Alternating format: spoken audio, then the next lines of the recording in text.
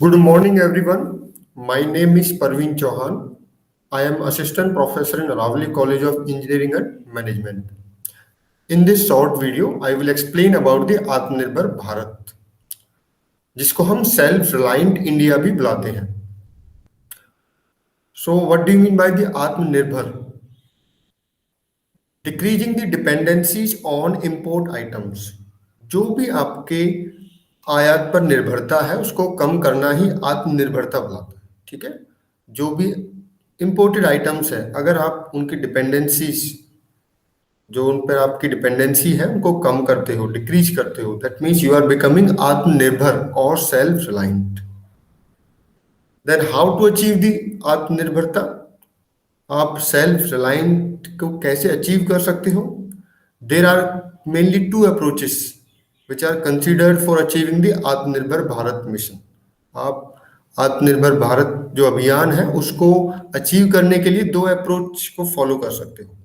Late us see the both approaches.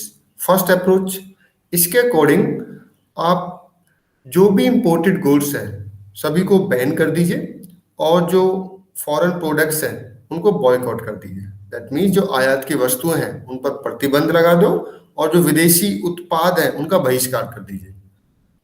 This is the concept of first approach for becoming the आत्मनिर्भर भारत.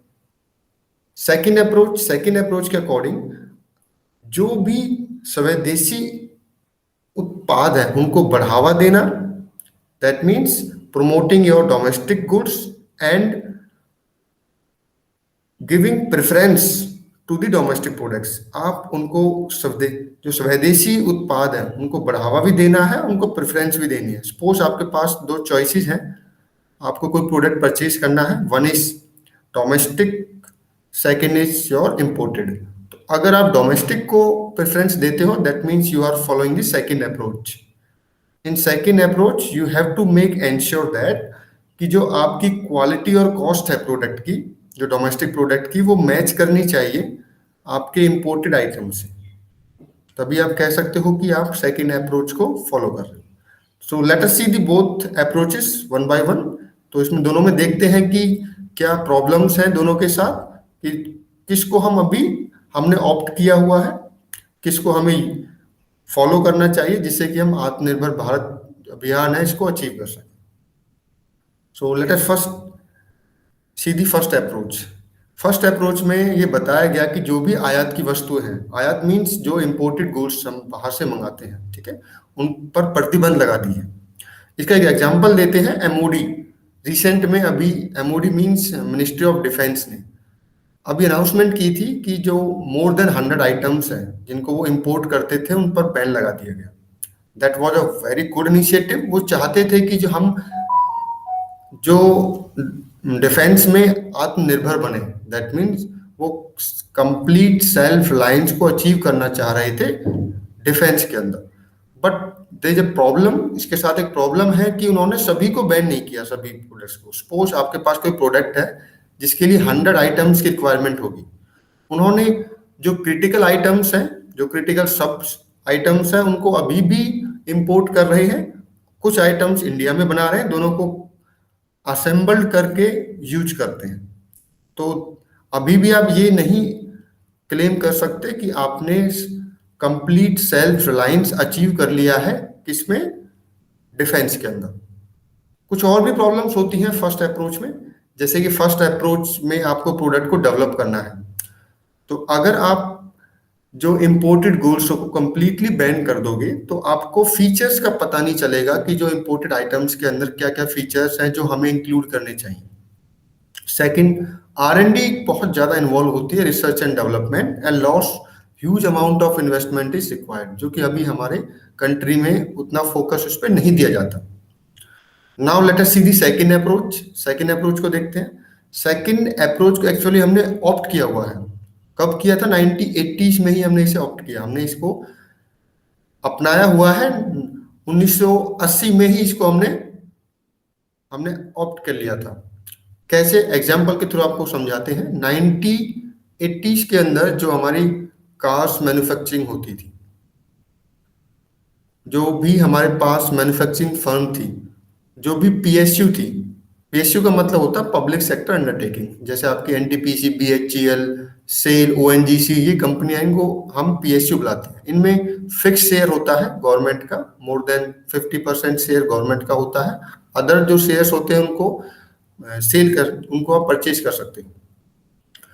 तो उस time government ने PSUs को allow किया कि आप जॉइंट वेंचर पे जा सकते हो फॉरेन कंपनीज के साथ। और इसका एक बहुत अच्छा एग्जांपल है मारुति। 1981 में मारुति उद्योग को एस्टेब्लिश किया गया। At that time it was a PSU, इसको पीएसयू की तरह डेवलप किया गया।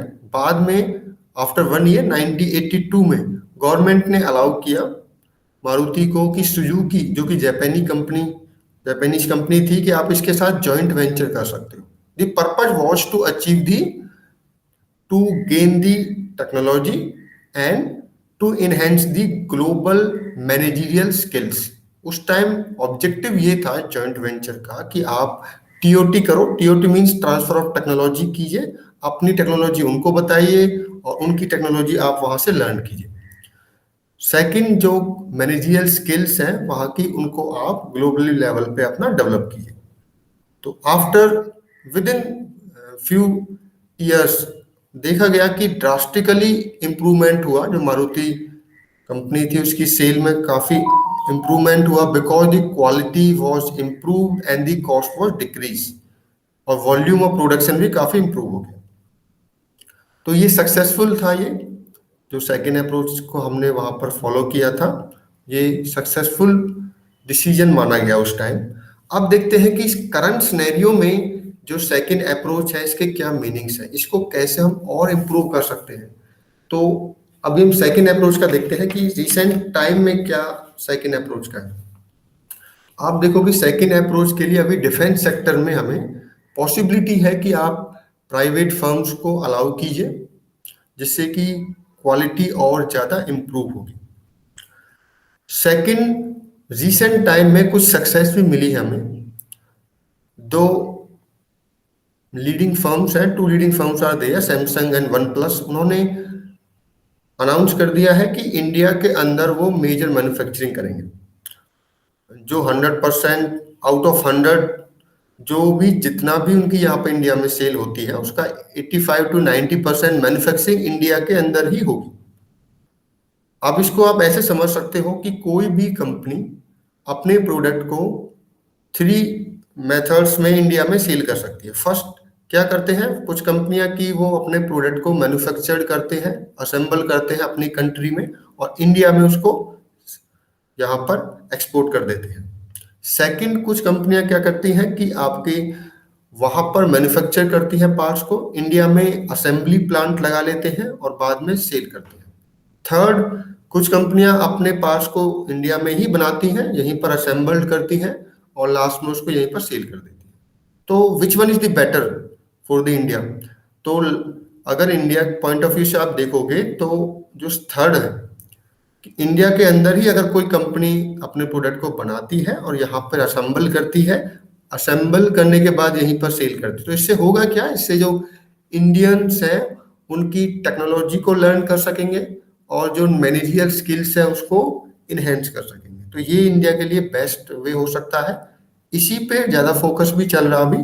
तो आत्मनिर्भर भारत अभियान को, जो ये वर्ड है, ये कब इनिशिएट किया गया? कोविड-19 के ड्यूरेशन में, जब हम लॉकडाउन पीरियड में थे, उस टाइम हमारे honourable prime minister Narendra Modi ji ने नेशन को एड्रेस किया था। ड्यूरिंग दैट एड्रेस उन्होंने बोला था कि अभी जो क्राइसिस चल रही है, जो भी आपदा है, इसको हम अवसर में कन्वर्ट कर सकते हैं। उन्होंने बोला था कि we can convert the crisis into opportunity. तो ये सही अवसर है, ये सही समय है कि आप इस आपदा को अवसर में बदलिए। कैसे? आत्मनिर्भर बन के। तो आत्मनिर्भर जो वर्ड है वहीं से इनिशिएट हुआ था। ये कॉन्सेप्ट तो पहले से चलता आ रहा है, पर इस जो ये वर्ड है आत्मनिर्भर भारत अभियान या मिशन, इसको वहीं से इनिशिएट किया गया।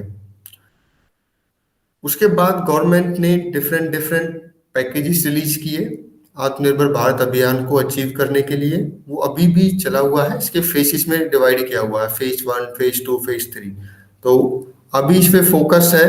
अभी आप इसमें सेक्टर्स देख पाओगे कि पावर सेक्टर में क्या हम आत्मनिर्भर हैं, क्या हम एग्रीकल्चर फील्ड में क्या हम आत्मनिर्भर हैं। So there are lots of sectors.